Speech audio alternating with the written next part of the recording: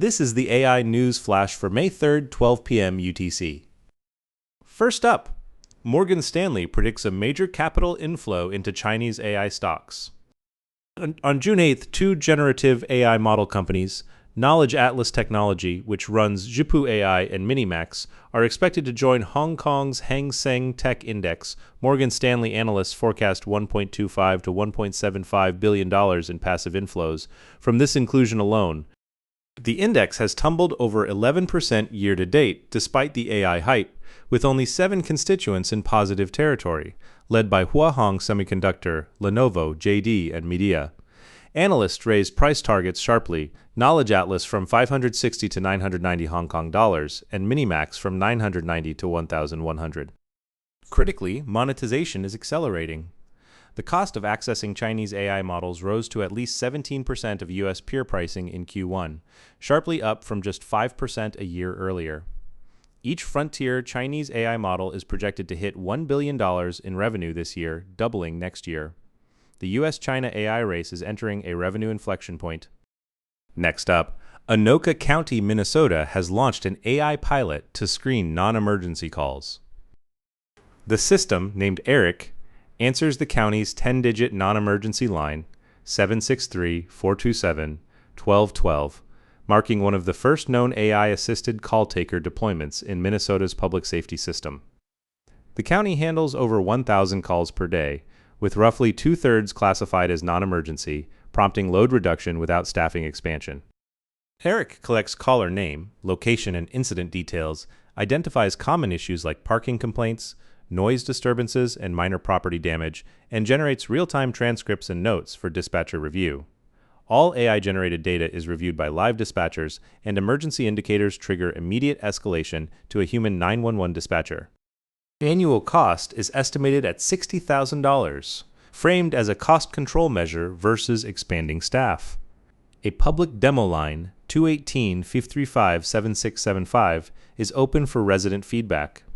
Evaluation criteria include classification accuracy, escalation reliability, and public usability.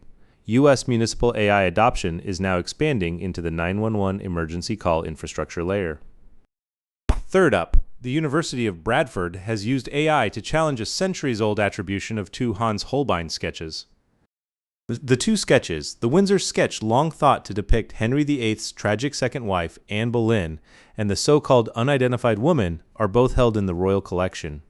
AI analysis suggests they may have been incorrectly inscribed in the 1700s.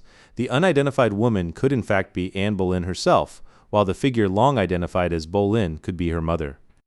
This challenges a misunderstanding that has lasted centuries, with potential implications for the Royal Collection Trust's attribution records. AI-driven facial feature comparison is now overturning long-standing art historical assumptions.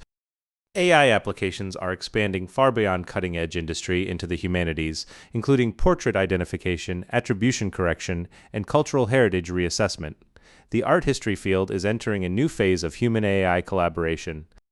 Fourth up, researchers at Trinity College Dublin and the Technical University of Denmark have demonstrated AI plus radar to identify live insects non-invasively.